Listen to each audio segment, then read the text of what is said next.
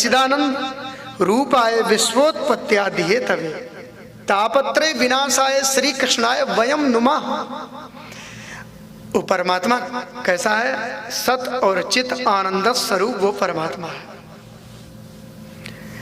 दैहिक दैविक भौतिक ताप तीनों प्रकार की अग्नियों को शांत करने वाला है, शमन करने वाला वो परमात्मा है। इसलिए हम उसे सच्चिदानंद कहते हैं। विश्वोत्पत्त्यादिहे तवे, वो परमात्मा जरा सा मुस्कुरा जाए तो सृष्टि का सृजन हो जाता है, और वो परमात्मा थोड़ा गंभीर हो जाए तो सृष्टि का पालन हो जाता है, और वो परमात्मा अपनी भ्रकुटी को टेढ़ा कर दे तो सृष्टि का लय हो जाता है। भगवान जब दुनिया बनाते हैं तो उनको कोई मटेरियल इकट्ठा नहीं करना पड़ता, ध्यान देना।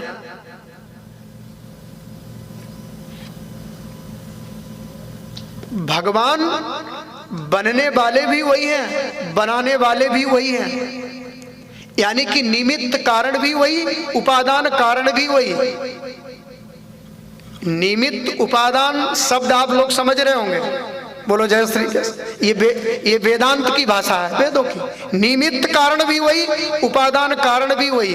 एक मैं उदाहरण देता हूं, जैसे कि कुंभकार, कुम्हार होता है ना, कुम्हार सुंदर सुंदर बर्तन बनाता है मिट्टी के।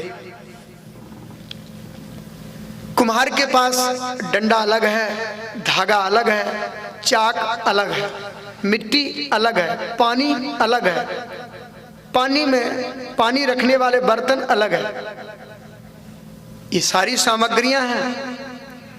फिर मिट्टी को चाक पर चढ़ाता है, फिर अपनी कला के द्वारा उसको आकार देता है मिट्टी को।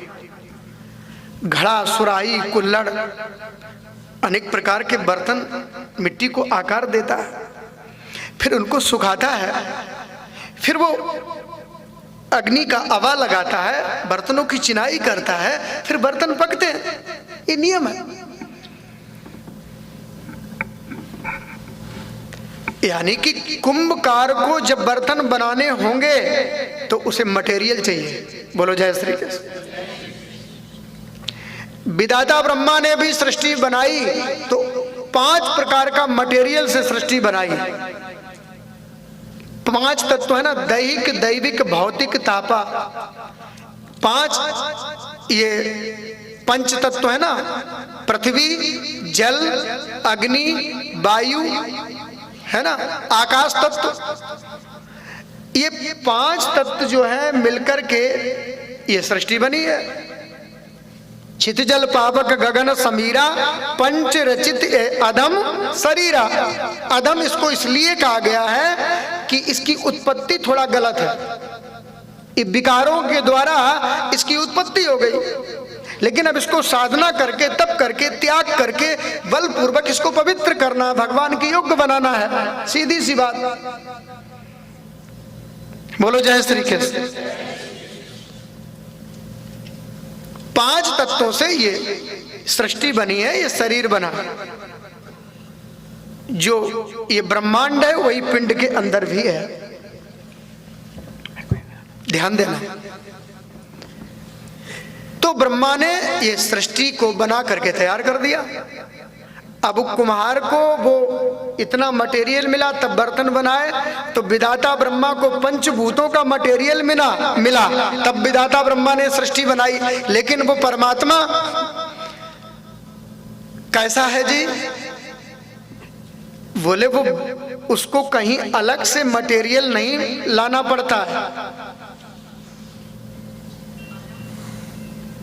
बनने वाला भी मिट्टी के रूप में भी वही है, कुम्हार के रूप में भी वही है। यानी कि निमित्त कारण भी वही, उपादान कारण भी वही, यानी कि बनने वाला भी वही और बनाने वाला भी वही है। इसलिए जो भी हम जब देखते हैं, हमारा जीवन जब इतनी ऊंचाई पर चला जाता है तब हमें वो दृष्टि प्राप्त हो जाती है। यदि हम संसार में देखें तो परमात्मा ही परमात्मा है, परमात्मा के अलावा कुछ भी नहीं है। बोलो जय श्री कृष्ण। जित देखो तित श्याममयी है। लाली मेरे लाल की जित देखो तित लाल, और लाली देखन मैं गई मैं यूं हो गई लाल। खोज डाला कुल जहां में कुछ पता तेरा नहीं, जब पता तेरा लगा तो अब पता मेरा नहीं। जब साधक मैं ये अभिमान कब तक, जब तक उसका पता नहीं चला। जिस दिन उसका पता, उसका रस लग गया, बस जब पता तेरा लगा तो अब पता मेरा नहीं। अहंकार गलते ही परमात्मा ही परमात्मा तो है। जब ये बिंदु सिंधु में मिल जाती है तो जरा बताएंगे बिंदु का क्या हाल होता है। यदि बिंदु सिंधु में मिल जाए तो बिंदु क्या बनेगी, सिंधु ही बनेगी। ऐसे ही जीवात्मा जब परमात्मा में मिल जाता तो वो भी परमात्मा ही हो जाता है। परमात्मा में मिलने का मतलब है इंद्रिय जन्य विषयों से इस शरीर के अंदर देह में तादात्म्यपन्न किए बैठे हैं, इससे जब हम मुक्त हो जाएं तो परमात्मा में ही जीवात्मा मिल जाता है। और परमात्मा में जाते ही जीवात्मा भी परमात्मा का स्वरूप हो जाता है। सीधी सी बात है। यहाँ से लेकर वहाँ तक हमें यात्रा करना है, हमें लक्ष्य अपना बनाना है। चाहे हम देश में रहें, चाहे विदेश में रहें, चाहे यहाँ रहें, चाहे वहाँ रहें, हमें अपने लक्ष्य को नहीं भटकना चाहिए, ध्यान रखना चाहिए। बोलो जय श्री कृष्ण। राधे राधे।